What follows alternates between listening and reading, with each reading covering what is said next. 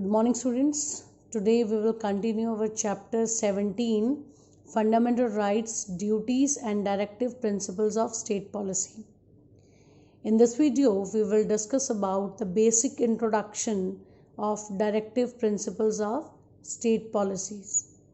Students, these directive principles are not our fundamental rights, not our fundamental duties.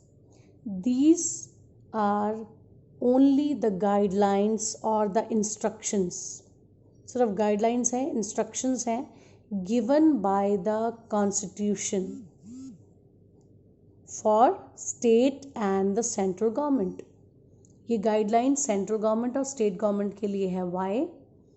Means जब state और central government when they framing the policies and programs for the state, they kept in mind these directive principles of state policy. जब भी कोई policy या programme state बनाता है तो इन directive principal of state policies के इंस्ट्रक्शंस को फॉलो कर बनाए. Basically directive principles of state policy idea taken from Ireland के कॉन्स्टिट्यूशन से हमें ये आइडिया मिला, directive principles of state policy. तो 1 मार्क का क्वेश्चन पूछा जा सकता है कि from where we taken the idea of directive principal of state policy. Answer है आयरलैंड. ओके, तो इसका मेन एम क्या है? Why these directive principal of state policy implemented? इसका मेन मकसद है टू इस्टेब्लिश वेलफेयर स्टेट, एक वेलफेयर स्टेट बनाना. जैसा कि doctor Bhimrao Ambedkar said that these are the powerful instructions that form India a political democracy with social and economic democracy or a welfare state. उनका मानना था कि इंडिया में पॉलिटिकल डेमोक्रेसी तो है ही, बट डायरेक्टिव प्रिंसिपल्स को फॉलो करके हम एक इकोनॉमिक और सोशल वेलफेयर स्टेट में भी कन्वर्ट हो जाएंगे. पॉलिटिकल डेमोक्रेसी कैसी? In India, you are the citizen of India and you have the right to vote and you indirectly chosen your government. अपनी गवर्नमेंट को आप चूज़ करते हो अपने वोट के द्वारा. ये है आपकी political freedom. Okay, you are the citizen of a democratic country. अब सोशल और इकोनॉमिक वेलफेयर अगर आ जाएगा, मीन्स लोगों का स्टैंडर्ड ऑफ लिविंग, लाइवलीहुड, ये सब सोशली और इकोनॉमिकली दे आर साउंड. किसकी मदद से ऐसा होगा? With the help of directive principles of state policy. Okay students, these directive principal of state policy are large number, but these principles are grouped in 4 categories. Main इसकी 4 categories हैं. First है economic principles, second social principles, third Gandhian principles, and fourth principles related to international peace and security. In this video we will discuss the basic introduction of these groups. First we take economic principles. इसका मतलब क्या है? आपने देखो history में पढ़ा है economic condition. ठीक है, economic condition basically is related to our occupation, our earning, कि हम क्या कमाते हैं, कैसे रहते हैं, क्या हमारी अर्निंग है, ये डिपेंड करता है हमारी इकोनॉमिक कंडीशन के ऊपर.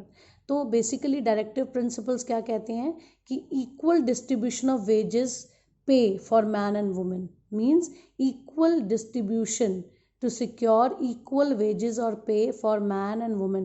पहले ऐसा होता था कि अगर किसी वुमेन को कोई काम अलॉट हुआ है और वही सेम काम किसी मैन को अलॉट हुआ है, लेकिन दोनों के वेजेस और दोनों की सैलरी या पे में डिफरेंस होता था, क्योंकि ये माना जाता था कि women are the weaker section of the society.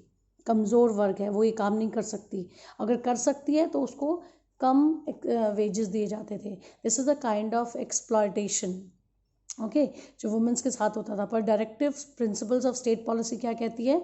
Equal distribution of wages and pay occur for man and women.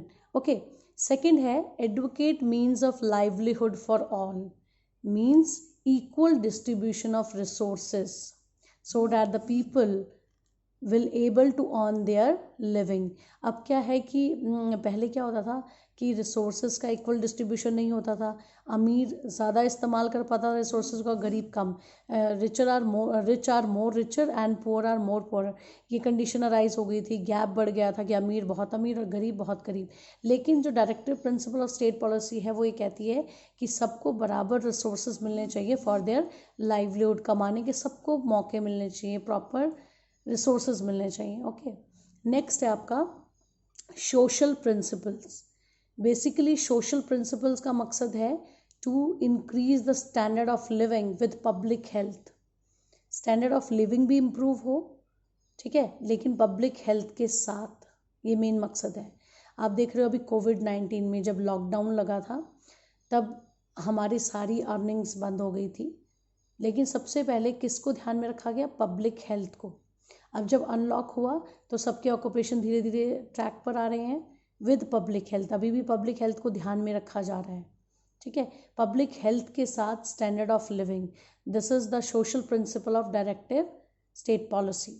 Next है guard children against exploitation. Yes, इसका मेन मकसद क्या है? To protect the children against exploitation. आपने देखा child labour, ठीक है, छोटे छोटे बच्चों की ह्यूमन ट्रैफिकिंग, ऑर्गन्स की सप्लाई, ये सब एक तरह का एक्सप्लॉयटेशन है जो राइट अगेंस्ट एक्सप्लॉयटेशन के उसमें फंडामेंटल राइट्स में भी आता है कि ये सब टोटली बैन है।